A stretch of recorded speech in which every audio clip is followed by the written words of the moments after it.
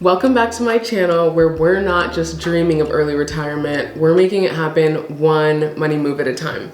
I'm Rami and I'm here to share my experience and my knowledge investing in multiple properties to fast track my way to wealth.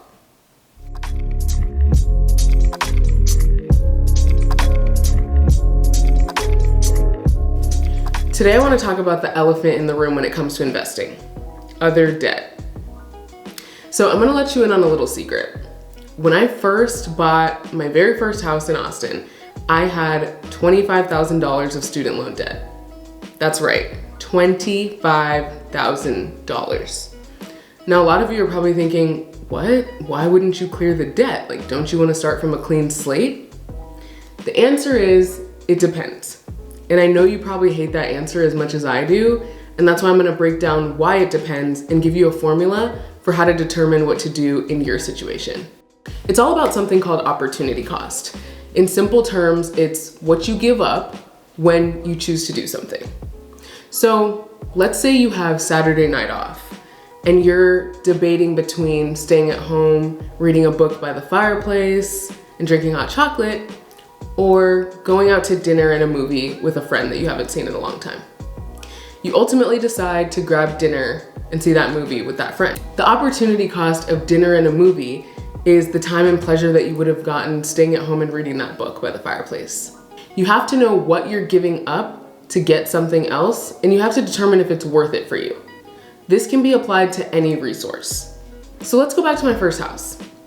At the time, I had about $20,000 in the bank, and I had to determine, do I significantly pay down my debt and breathe a little bit easier, breathe that sigh of relief, or do I use that $20,000 as a sizable down payment on a decently average priced home in Austin?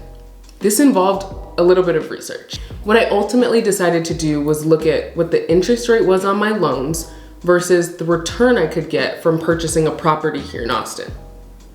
So what I found was that the interest rate on my loans was around 4% annually, whereas the appreciation potential on the specific house that I was looking at was 6%.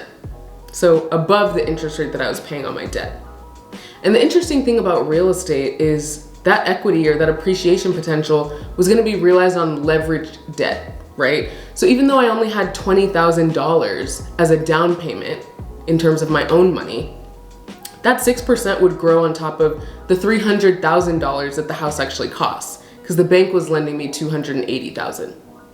So that was about $18,000 a year in equity. I ultimately decided to buy that property. If I had paid off my debt instead, the opportunity cost was the appreciation potential of $18,000, which far outweighed what it was costing me to hang on to the debt. Now, while it's generally my rule of thumb to compare the interest rate on debt to the return on an investment, there are also a couple other things to consider. One is make sure you actually know what you're investing in.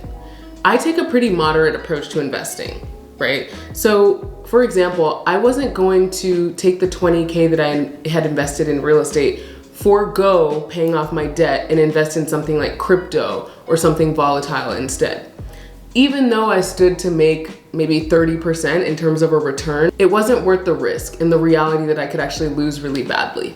Something stable like real estate or a tried and true stock market investment is going to provide a level of predictability to help you accurately weigh your options. So make sure you know what you're investing in and do your research. 2 is thinking about what kind of debt you have. So if you have high interest debt, you're likely going to want to pay that off before investing in anything. So things like consumer debt that you may put on a credit card. Interest rates for stuff like that are typically 18+%, right?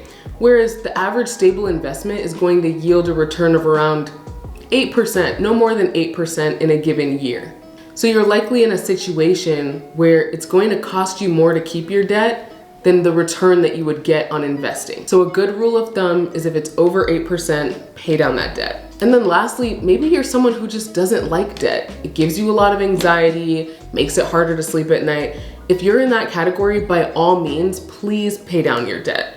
But it is helpful to have a methodical approach to make decisions like this so that you can set yourself up well for the future and make sure that you don't have regrets down the road. I hope this was helpful. Let me know what you think about the trade-off between paying down debt versus investing in the comments below. Don't forget to hit that subscribe button and join the squad, and stay financially fabulous.